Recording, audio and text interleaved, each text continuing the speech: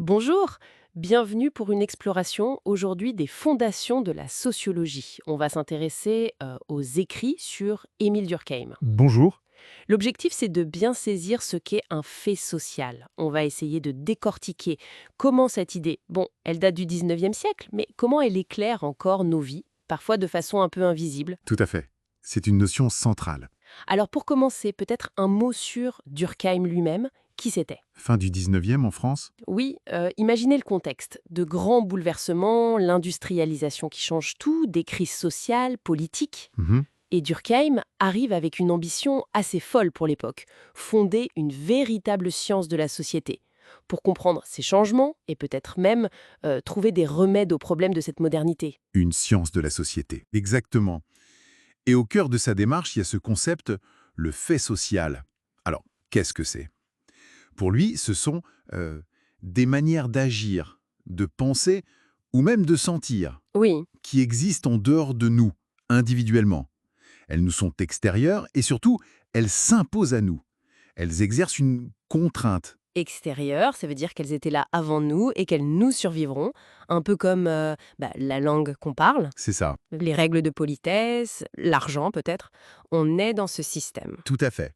L'extériorité, c'est la première caractéristique. Ces faits sociaux, ils préexistent, on les trouve déjà là. D'accord. Et la contrainte, alors, elle se manifeste comment? Alors, elle n'est pas toujours, disons, formelle comme une loi avec une punition précise, mais elle est bien réelle. Si on essaie de s'y soustraire, eh bien, on s'expose. Ah oui. On peut être critiqué, moqué, mis à l'écart. Pensez à cet exemple du feu rouge pour piétons. Oui. Mhm. Même s'il n'y a aucune voiture, on a tendance à attendre. Surtout s'il n'y a d'autres gens ou des enfants à côté.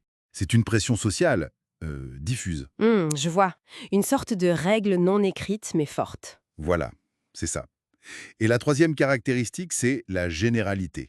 Ça veut dire que ce fait social, on le retrouve chez la plupart des individus d'une société donnée ou d'un groupe. C'est fascinant parce que ça montre bien qu'on est plus que la somme de nos volontés individuelles. La société a sa propre logique en quelque sorte. C'est tout l'enjeu de Durkheim. Montrer cette réalité sui generis de la société. Et pour analyser ça, il a développé d'autres concepts, j'imagine. Oui, bien sûr.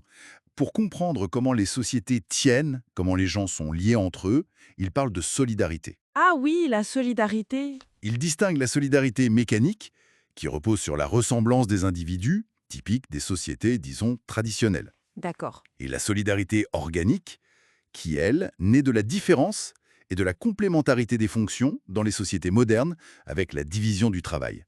Chacun dépend des autres. Comme les organes d'un corps, en fait. C'est l'image, oui. Mais cette modernité complexe, elle a aussi ses fragilités.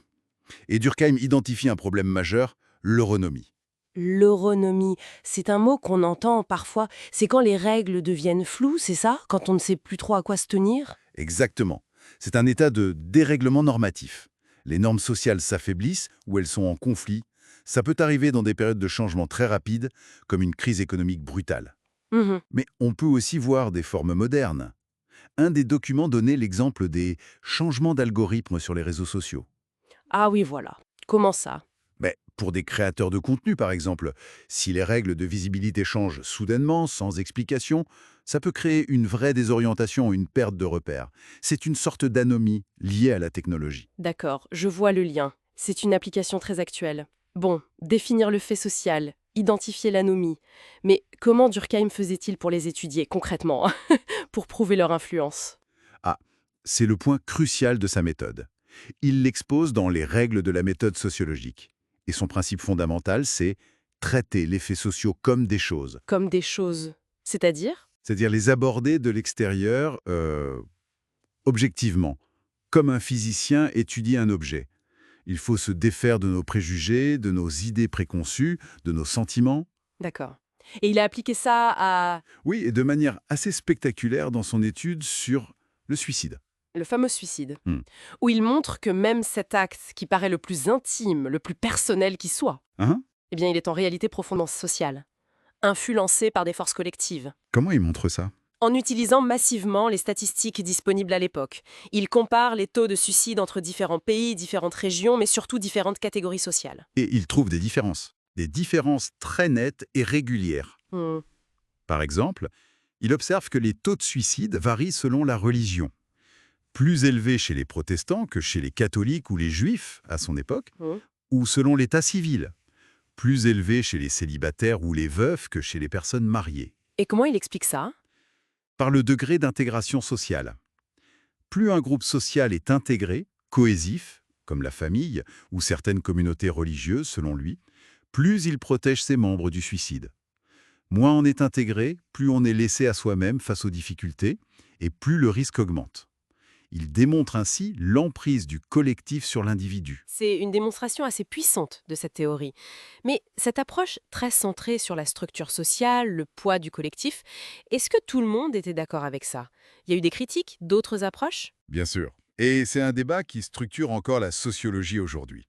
En face de Durkheim, ou plutôt à côté, il y avait un autre père fondateur, l'allemand Max Weber. Max Weber, oui. Weber, lui, mettait plutôt l'accent sur l'action sociale, c'est-à-dire qu'il partait de l'individu et du sens que cet individu donne à ses propres actions. Pour Weber, le but du sociologue, c'est de comprendre, il utilise le mot allemand Verstein, ce sens subjectif. Donc, une approche plus individualiste en quelque sorte.